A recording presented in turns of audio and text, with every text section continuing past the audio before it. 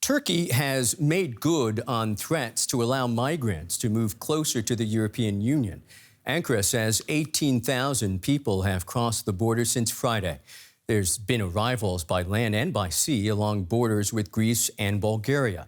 But both countries have boosted security at their borders with Turkey, and thousands of migrants are now stuck in no man's land between the two sides.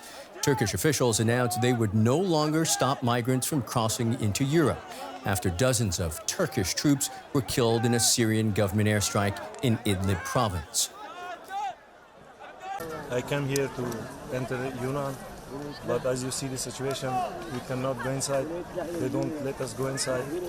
They fired on us tear gases. We had children there, we had women there, we had disabled persons there, and they fired tear gas on them. We have injured people right now here, and I don't know why they're doing this.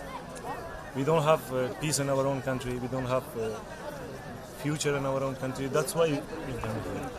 We came here to make a life, make a new life, but they don't let us enter.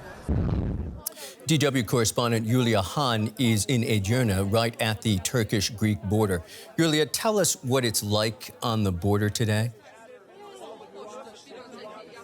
Well, right now, the situation is very tense here because Greek border police over there are firing warning shots with tear gas or pepper spray. It's not entirely clear what it is. So there are hundreds of people here right now. They keep running towards where we are. They have tears in their eyes. They're coughing. Some people actually look like they're about to faint. There are medics around here and aid teams, but this looks very serious for the people who've been close to the tear gas. I'm sure you can hear the noise there of shooting that's over there. Let me explain you where we are. We are here right at the Turkish border with Greece, and there is this border zone right behind me, about 200 to 300 meters long. And this is where people are. This is some kind of no man's land between Turkey and Greece. And you can see there is this fence and people are trying to actually move here. This is, for the people here, a really tense situation. So the Turkish authorities have let them in, but on the other side, the Greek side, the border is closed. People can't cross, and the Greek border police controllers actually acting very tough, firing these shots to try and keep people away. Yulia, by the looks of it, this story is literally developing at your feet. What can you tell me about the conditions for the people there as they gather at the border there? Well, it's been a very rough night for people here at this border crossing. Many have spent the night here in freezing temperatures. It's still bitterly cold. The air in general is filled with smoke because people have been making fires.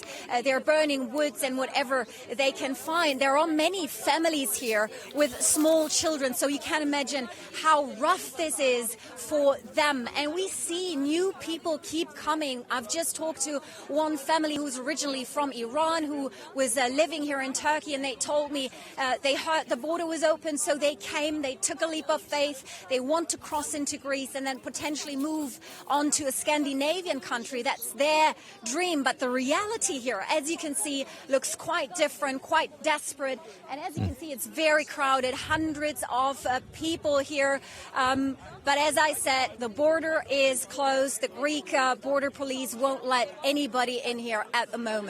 No sign, as far as I can see from these images, that will change anytime soon. Is there any sign of Turkey or the EU changing their stance on the border situation there, Yulia?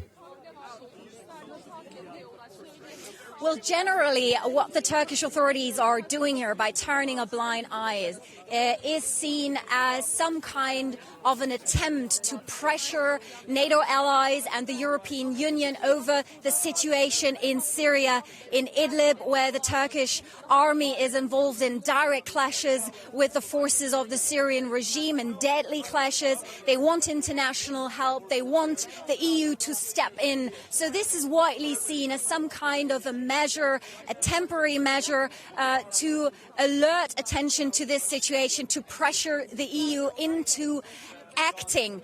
As I said, many assume this is some kind of a temporary thing, but the refugees, the migrants here, they have been wasting no time. As soon as they heard the border would be open, they just came here.